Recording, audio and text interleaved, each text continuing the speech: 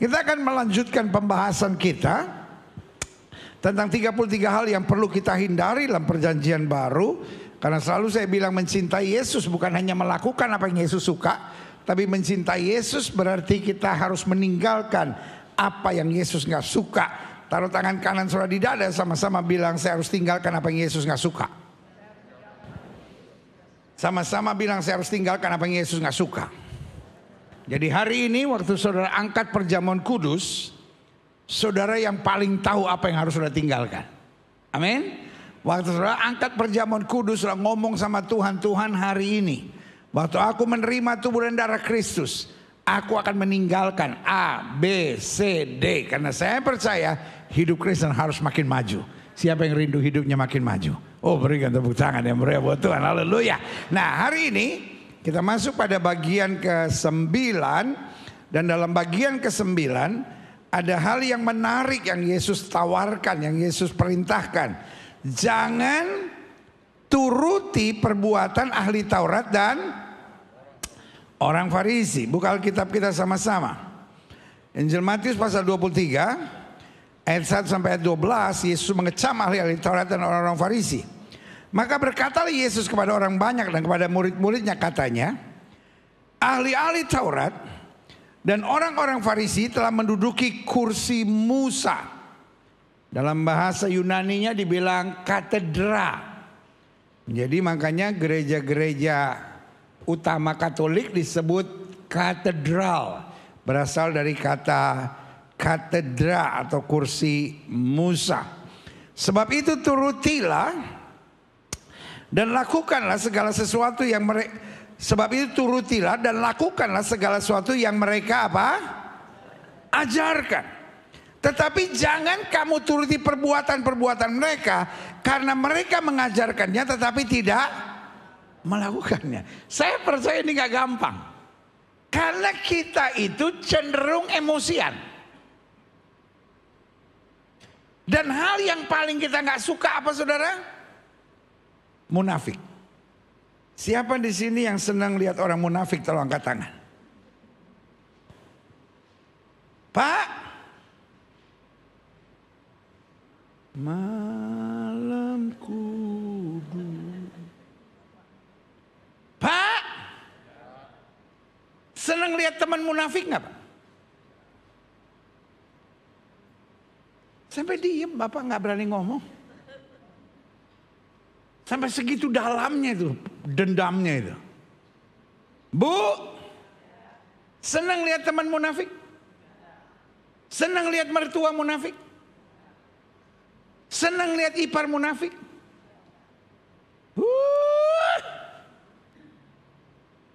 Pengen saya gigit bener. Lu pikir sayur nangka? Pada dasarnya kita paling gak suka lihat apa? Orang munafik.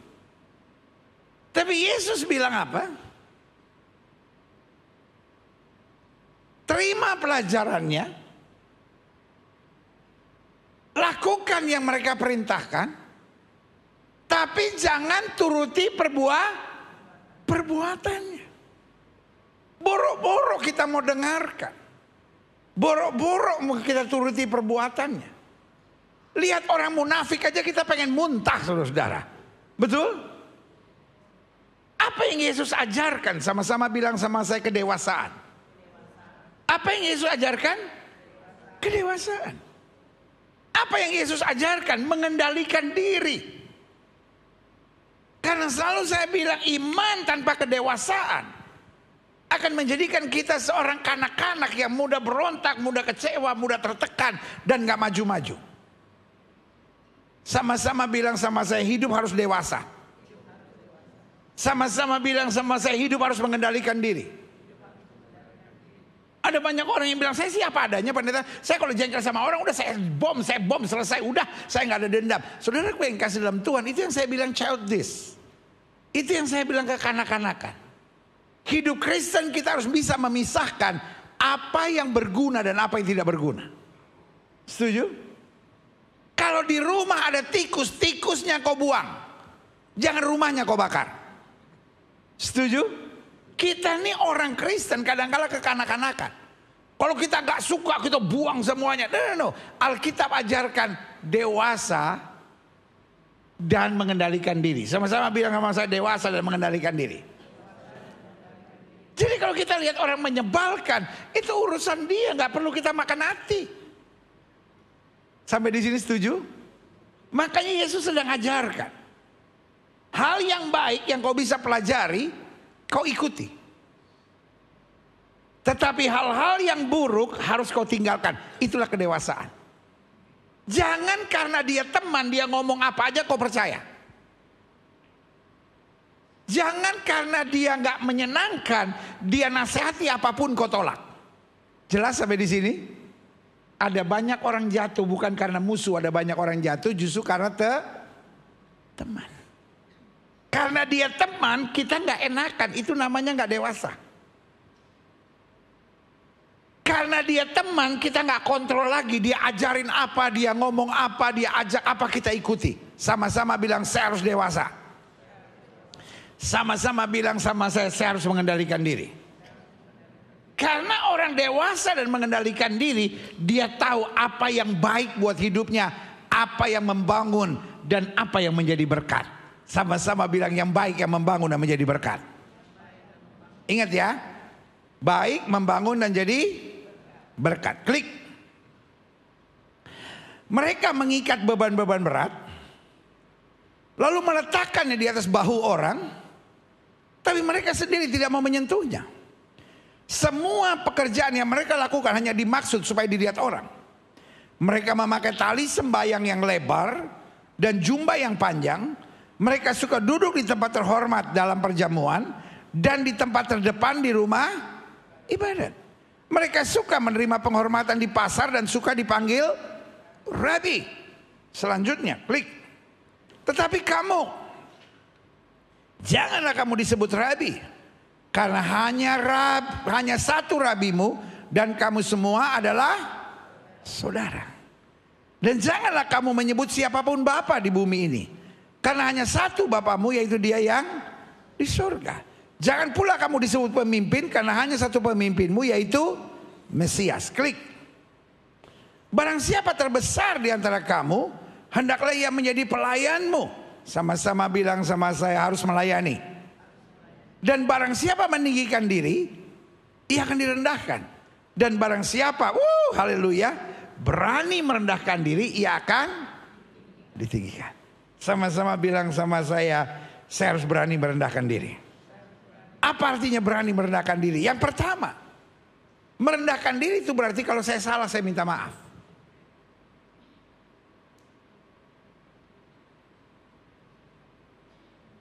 Ini semua masih hidup kan?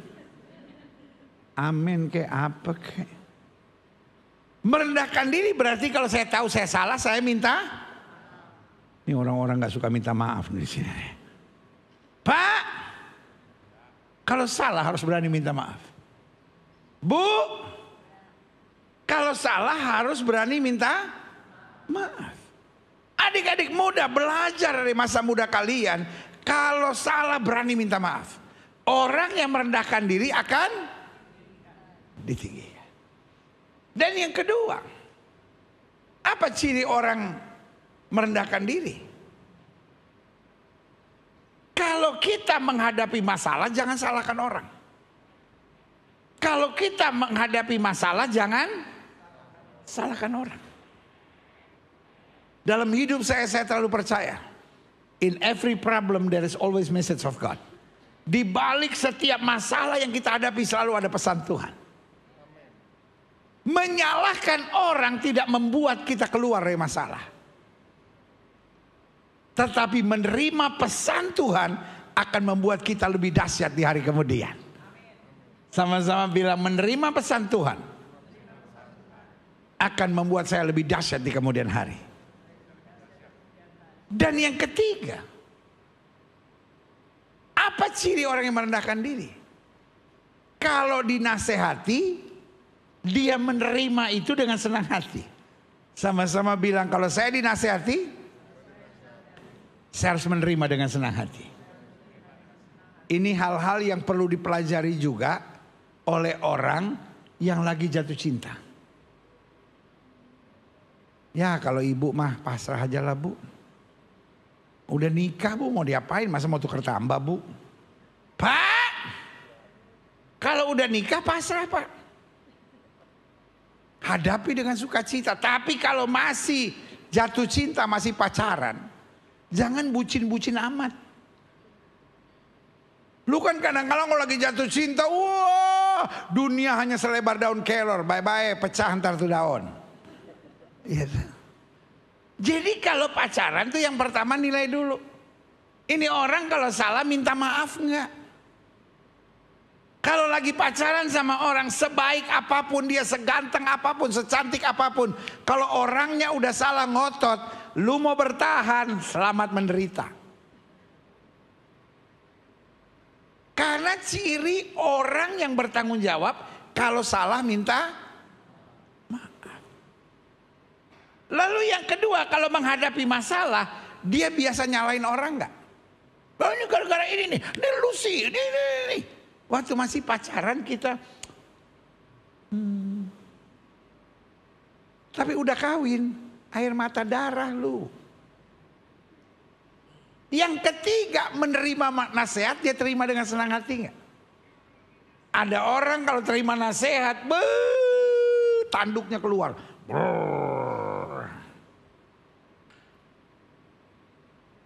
Dari yang saya ngomong ini, saudara udah rendah hati?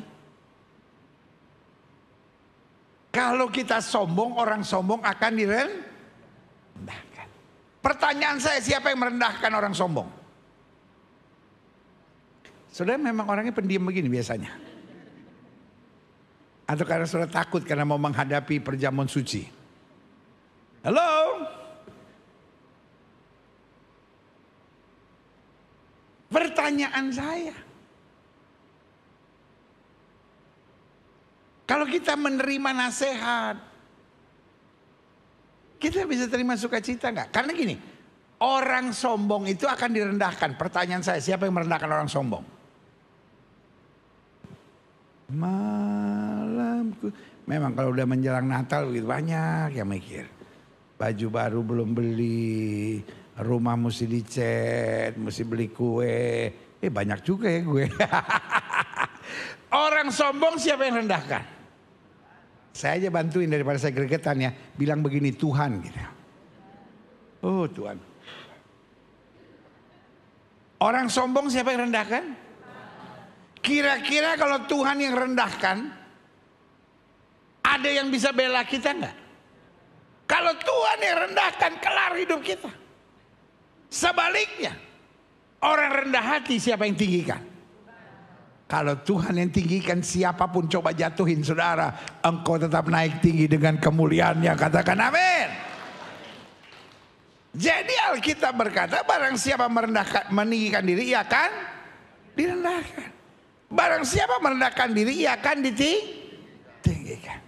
Apa syarat orang rendah hati? Satu, kalau salah minta maaf. Yang kedua, kalau ada masalah tidak menyalahkan orang. Yang ketiga apa?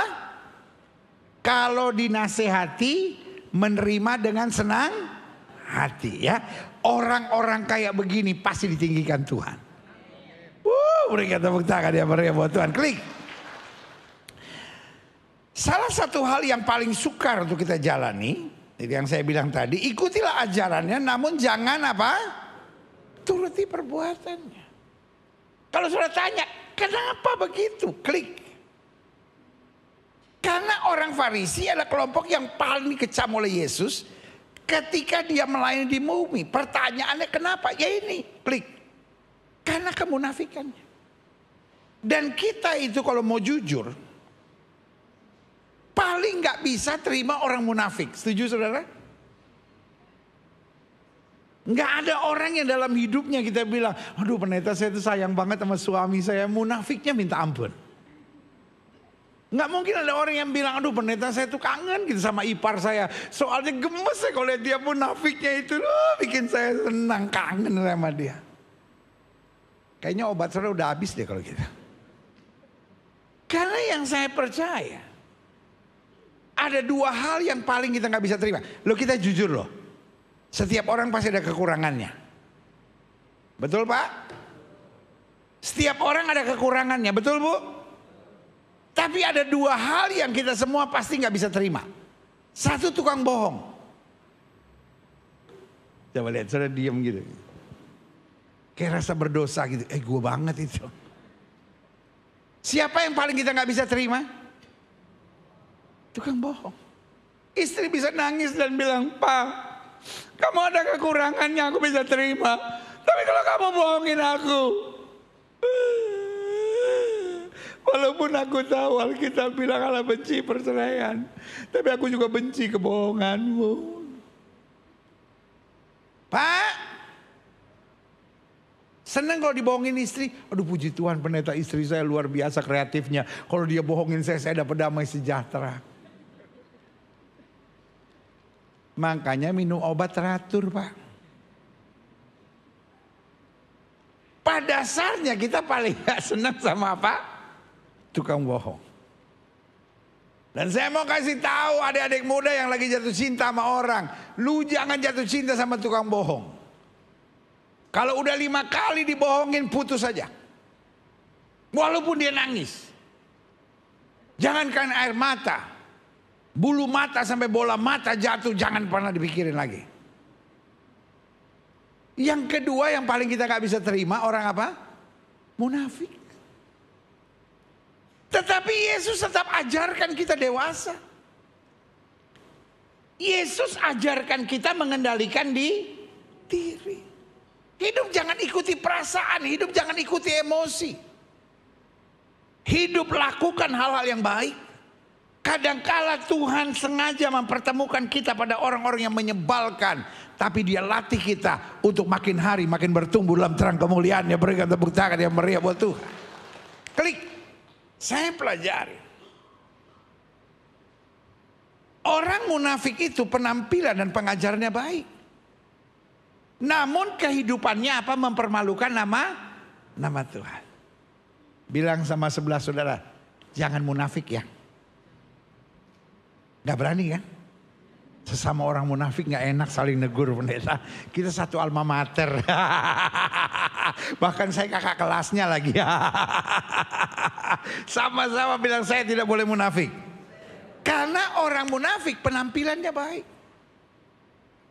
Ketemu orang bisa haleluya, shalom, glory. Tetapi kehidupannya mempermalukan nama Tuhan karena kehidupannya menjadi batu sandungan. Klik. Saya coba pelajari. Karena itu Yesus dalam satu kesempatan mengucapkan 7 kata celaka kepada orang munafik. Yang pertama, karena orang munafik menghalangi orang masuk surga. Jadi kalau kita mau lihat ciri hidup kita munafik atau tidak, kita tanya sama diri kita sendiri. Orang kalau lihat hidup kita, makin cinta Yesus gak ya? Hari ini kita terima perjamuan suci, saya berdoa. Minimal setiap kita punya komitmen, Tuhan lewat hidup saya, orang lain harus lihat Yesus. Alkitab bilang supaya orang melihat perbuatanmu yang baik dan memuliakan Bapamu yang di sorga. Tapi orang munafik menghalangi orang masuk surga. Jangan sampai orang lihat hidup kita lalu bilang, aduh kok orang Kristen begitu ya. Kok orang Kristen pelitnya minta ampun. Kok orang Kristen jahatnya minta ampun. Kok orang Kristen kasarnya minta ampun. Kok orang Kristen dendamannya minta ampun. Gak mau mengampuni. Klik. Coba lihat ayat ini. Matius pasal 23 ayat 13. Celakalah kamu hai ahli-ahli Taurat dan orang-orang Farisi. Hai kamu orang-orang munafik. Karena kamu menutup pintu-pintu kerajaan sorga di depan orang. Sebab kamu sendiri tidak masuk dan kamu apa? Merintangi mereka yang berusaha untuk masuk. Artinya jadi batu sandungan. Klik. Yang kedua. Siapa orang munafik? Kenapa Yesus mengajukan 7 pernyataan celaka? Minimal ini menjadi cermin buat kita. Yang kedua. Orang munafik Yang Yesus bilang celaka menuntun orang pada kemunafikan mereka. Jadi repotnya bukan hanya dia yang hidup dalam kemunafikan, tapi dia mulai ngomong sama orang. Oh nggak bisa dong orang kayak gitu, masa mesti diampunin? Oh orang kayak gitu, masa kita mesti ngalang-ngalang? Nggak bisa. Kalau gue jadi lu ya, gue jadi lu orang kayak gitu, gue robek mulutnya. Ada orang merokok ngajarin orang ngerokok.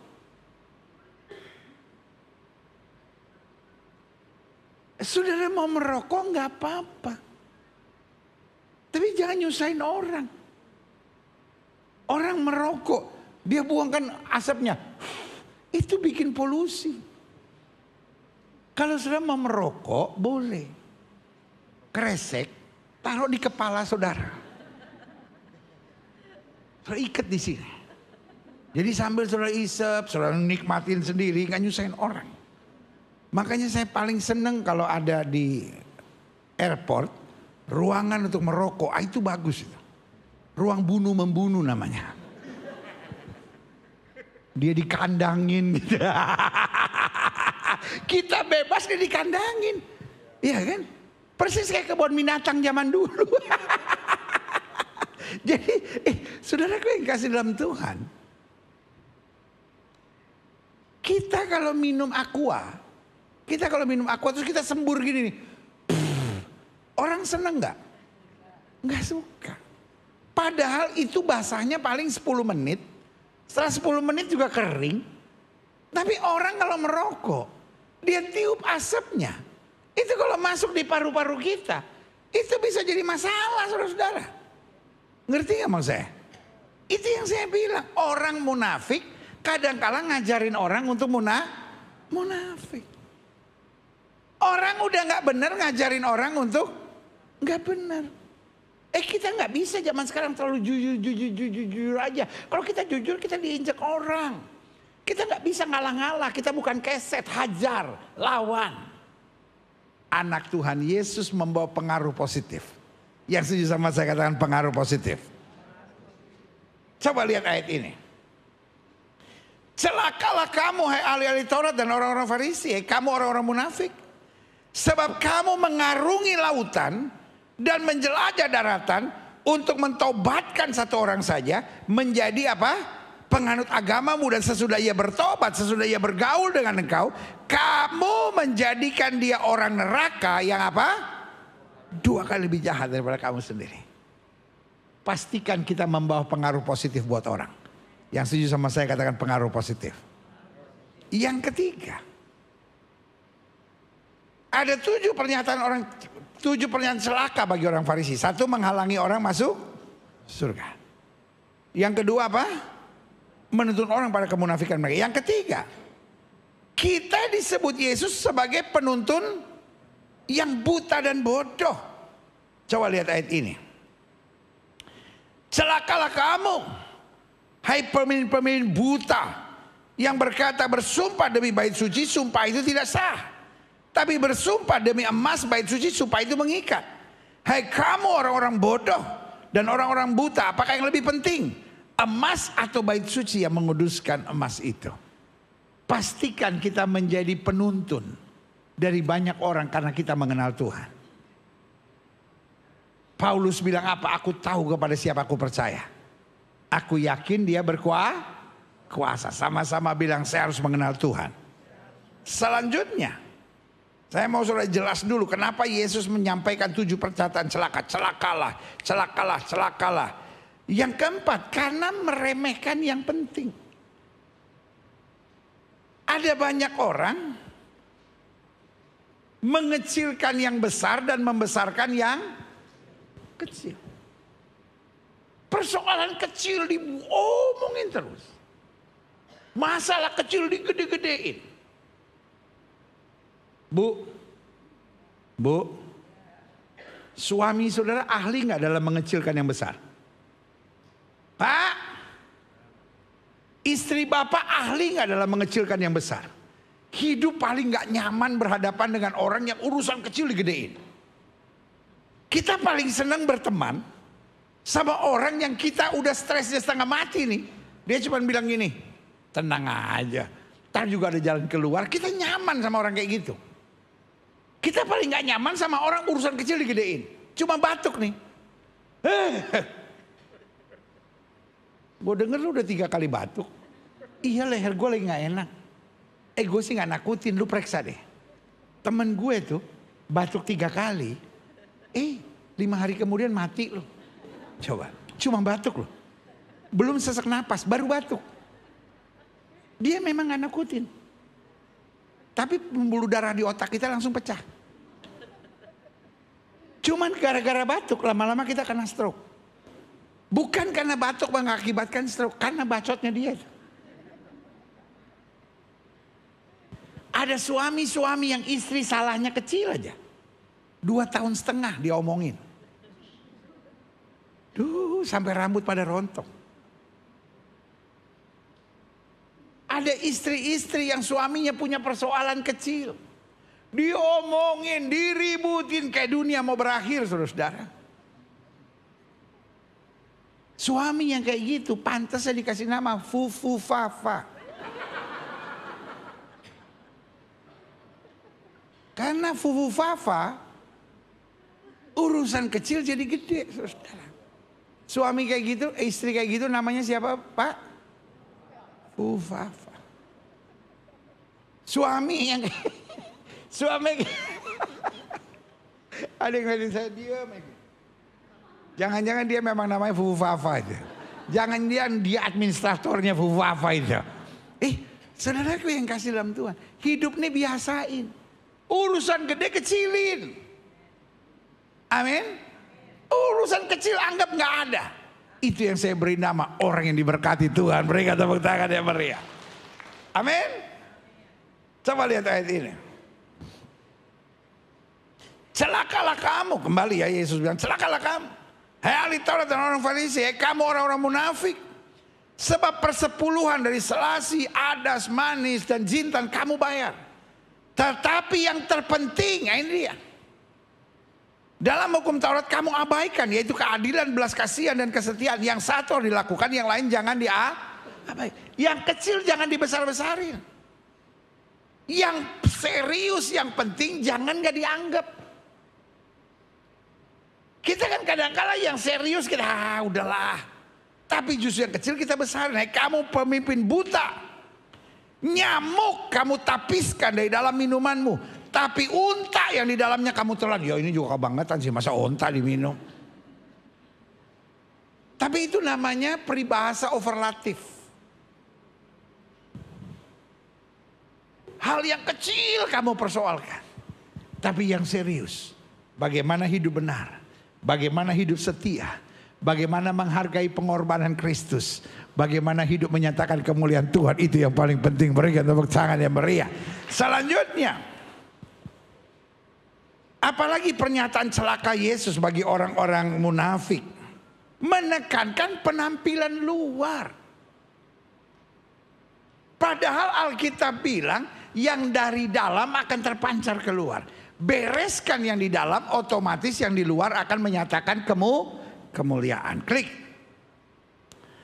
Matius 23 ayat 25 sampai 26. Kembali Yesus bilang, celakalah kamu. Jadi 7 kali ya Yesus bilang, hai ahli-ahli Taurat dan orang-orang Farisi. Hai kamu orang-orang munafik. Sebab dikatakan apa? Cawan dan pinggan kamu bersihkan sebelah luarnya. Tapi sebelah dalamnya penuh rampasan dan kerakusan. Orang Farisi yang buta. Bersihkan dahulu sebelah dalam cawan itu, maka otomatis sebelah luarnya juga akan bersih. Jadi yang Yesus sebut munafik orang-orang Farisi itu, jangan sampai kita mengenakan kemunafikan yang sama. Kita sibuk penampilan luar tapi dalamnya penuh benci, penuh kepahitan, penuh dengan keputusasaan. Saya percaya kalau dalam kita beres, luar kita beres.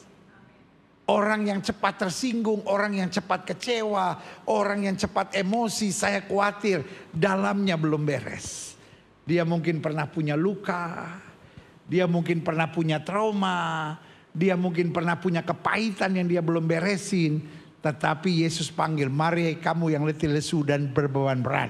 aku akan beri kelegaan kepadamu. Waktu dalam kita beres, mau ada tantangan, mau ada pergumulan, mau ada masa-masa yang menyakitkan, kita bilang, aku tahu Tuhanku hidup dan tidak akan pernah dia mengecewakan aku. Beri tepuk tangan yang meriah buat Tuhan. Lanjut. Selanjutnya saya pelajari, klik. Yang keenam. Jadi ingat ya, ini waktu kita untuk bercermin. Yang pertama, orang Farisi itu menghalangi orang masuk surga. Yang kedua, orang Farisi itu menuntun orang pada kemunafikan mereka. Yang ketiga, dia disebut Yesus sebagai penuntun yang buta dan bodoh. Kita harus kenal Tuhan dengan betul. Yang keempat, meremehkan yang penting dan mementingkan yang remeh. Yang kelima, hanya menekankan penampilan luar. Yang keenam, menyimpan kebusukan. Kenapa busuk? Karena kematian. Coba lihat ayat ini. Celakalah kamu, hai ahli Taurat dan orang Farisi. Hai kamu orang-orang munafik. Sebab kamu semua sama seperti kuburan. Dilabur putih yang di sebelah luarnya memang bersih nampaknya. Tetapi yang sebelah dalamnya penuh tulang belulang dan berbagai jenis kotoran. Demikian juga kamu. Di sebelah luar kamu nampaknya benar di mata orang. Tapi di sebelah dalam penuh dengan kemunafikan dan kedurjanaan. Mau dibersihkan sebersih apapun, kalau yang namanya busuk akan kecium. Makanya Paulus bilang begini, apakah kita memancarkan bau kematian atau bau keharuman? Kalau roh kita sudah mati, kalau roh kita sudah mati, kita boleh ada di gereja, kita boleh ada di apapun, tapi tetap tindakan kita busuk. Saya berdoa roh kita tetap hidup.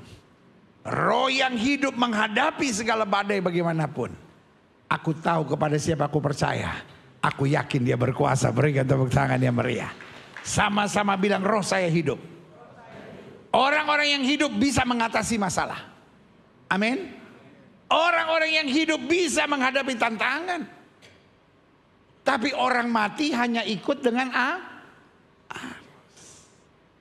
orang hidup bisa berenang menghadapi arus. Tetapi orang mati hanya terbawa oleh arus. Kita bukan orang-orang busuk yang hanya kebawa arus. Tapi kita orang-orang hidup yang menghadapi segalanya dan percaya Tuhan yang memegang hidupku dan memberikan kemenangan. Sama-sama bilang saya pasti menang. Karena saya hidup. Haleluya. Lanjut. Yang ketujuh. Saya pelajari. Karena itu pernyataan celaka bagi orang Farisi. Hidup berandai-andai hanya untuk memframing kegemilangan. Apa itu memframing kegemilangan? Coba lihat ayat ini. Kembali Yesus bilang, celakalah kamu, hai ahli Taurat dan orang Farisi.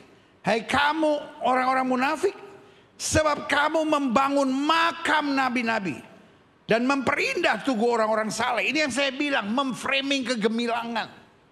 Iya kan? Dan berkata, jika kami hidup di zaman nenek moyang kita, tentulah kami tidak ikut dengan mereka dalam pembunuhan nabi-nabi. Hidup hanya berandai-andai. Kalau semua masalah saya selesai, saya akan melayani Tuhan. Orang yang selalu berandai-andai, itu saya beri nama orang munafik.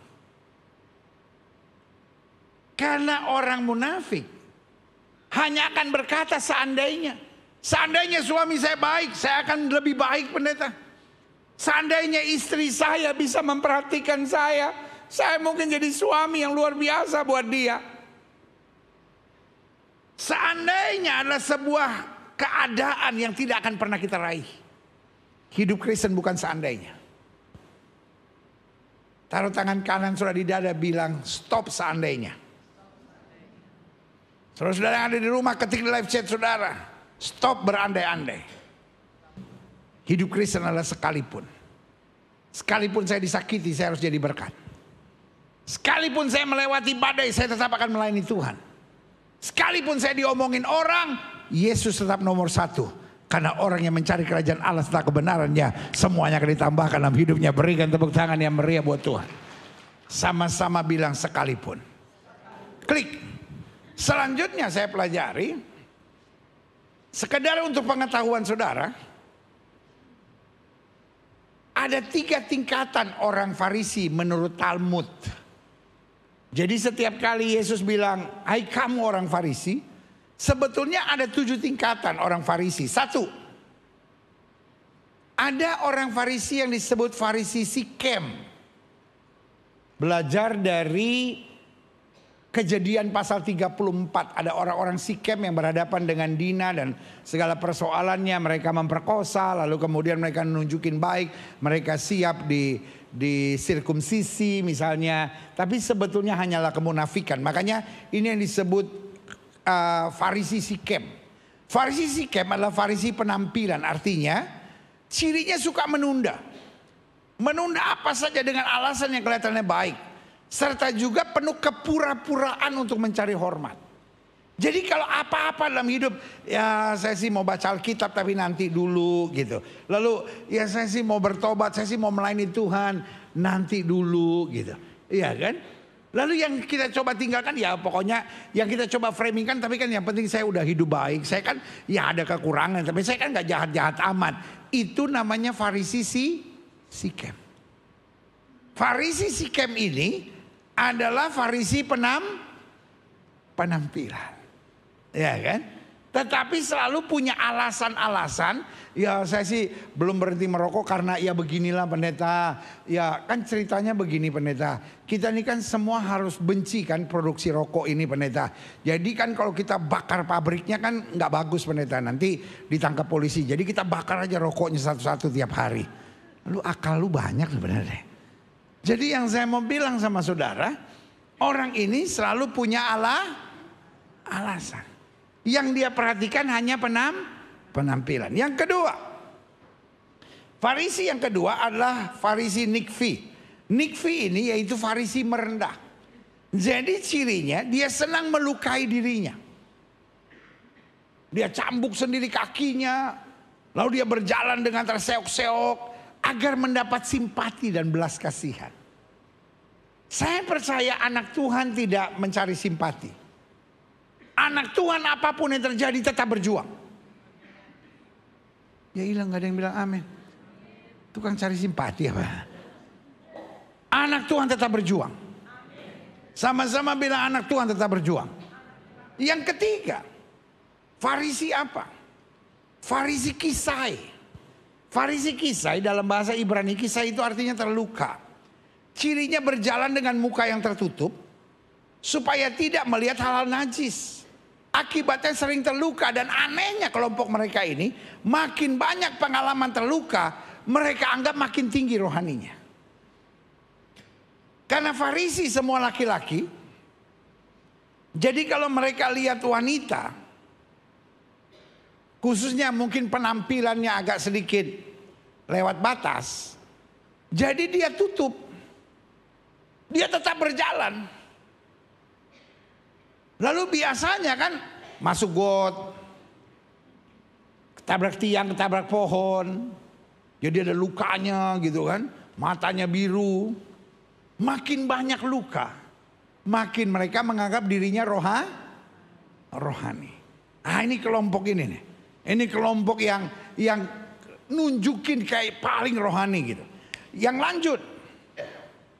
Ada lagi namanya Farisi Medukia.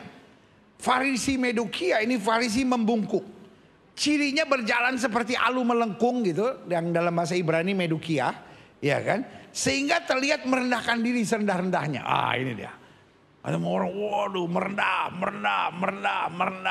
Tapi penampilannya rendah tapi hatinya penuh Dia merendahkan diri untuk supaya dihormati orang.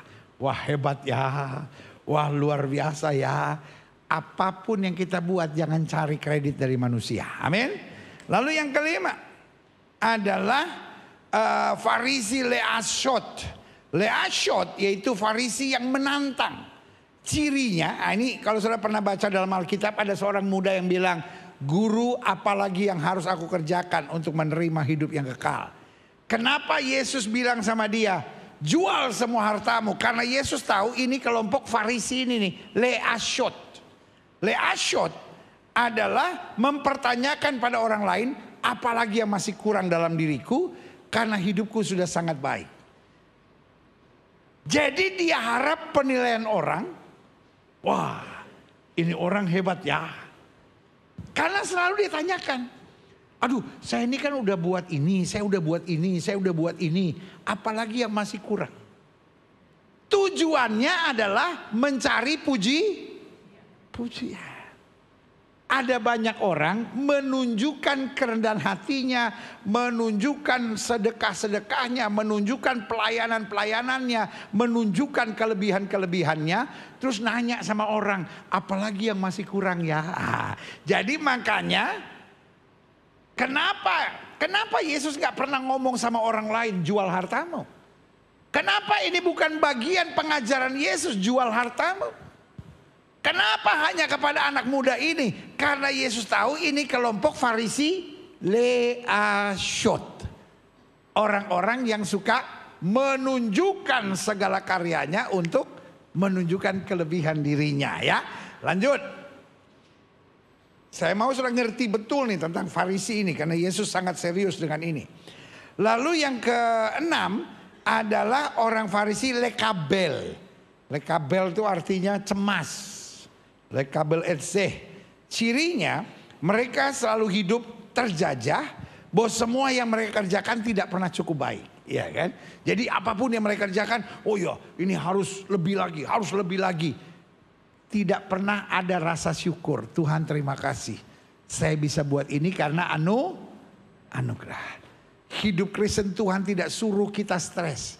Hidup Kristen Tuhan suruh kita apapun yang kita kerjakan dengan luar biasa. Amin. Dan yang terakhir, Farisi terakhir adalah disebut Farisi ahava atau Farisi cinta. Dari segenap Farisi ini yang lumayan. Tapi kadangkala cintanya pun bisa kebablasan. Apa saja mereka lakukan dengan cinta. Tapi repotnya bisa mengorbankan orang. Salah satunya misalnya Nikodemus. Karena Yesus melihat Nikodemus orang baik, Yesus bilang, kalau kamu tidak dilahirkan kembali, kamu tidak akan melihat kerajaan Allah. Dan Paulus ini adalah golongan Farisi yang cintanya kebablasan. Karena cinta kepada Tuhan, maka dia menyerang orang-orang Kristen. Dia menyerang gereja. Kenapa? Karena dianggap ini menentang kebenaran Taurat. Makanya satu kali Yesus menunjukkan diri. Dia bongkar pedagang-pedagang merpati. Dia bongkar meja-meja penukar uang. Waktu dia ngomong, cinta akan rumah Tuhan menghanguskan aku. Tidak ada orang Farisi berani berbuat sesuatu. Karena orang Farisi mengerti bahwa cinta berhasil melakukan segala-galanya. Cinta membuat kita tidak pernah merasa berat. Cinta membuat kita tidak pernah hitung-hitungan. Cinta membuat apapun yang kita kerjakan yang terbaik. Hari ini kita menerima tubuh dan darah Kristus. Yesus mengerjakannya dengan cinta. Berarti waktu kita mengangkat cawan dan roti, biarlah kita bilang, Tuhan, aku menerima cinta Tuhan. Dan mulai hari ini apapun aku kerjakan buat Tuhan, karena aku sungguh mengasihi Engkau dengan segenap hati. Berikan tepuk tangan yang meriah. Saya undang pemain musik maju ke depan. Sebagai penutup saya tekankan ini, klik. Yesus menyebut mereka, orang-orang Farisi, hei kamu ular-ular, hei kamu keturunan ular beludak, bagaimanakah mungkin kamu dapat meluputkan diri dari hukuman neraka? Jangan sampai Yesus menatap kita dan bilang ular beludak. Nah kalau sudah mulai jengkel sama orang, bilang sama dia, saya lihat-lihat kamu persis kayak firman Tuhan Matius 23 ayat 33. Dia kan udah senang kan, oh ya, aduh enggak lah saya masih biasa-biasa. Pas dia sampai ke rumah, ya kamu ular beludak. Nah, jangan ikutin saudara, klik. Aha. Yesus memperingatkan kita, Matius 16 ayat 6. Yesus berkata kepada mereka, berjaga-jagalah dan waspadalah terhadap orang Farisi dan Saduki. Yang Yesus maksudkan adalah, kamu ada kekurangan, terus berjuang. Kamu ada masalah, tetap maju. Kamu ada tekanan, tetap andalkan aku. Tetapi dua hal yang harus kita hindari. Satu berdusta, satu apa? Munafik. Sama-sama bilang sama saya tidak boleh jadi pendusta. Sama-sama bilang saya tidak boleh munafik. Berikan tepuk tangan yang meriah buat Tuhan. Saya undang kita semua bangkit berdiri.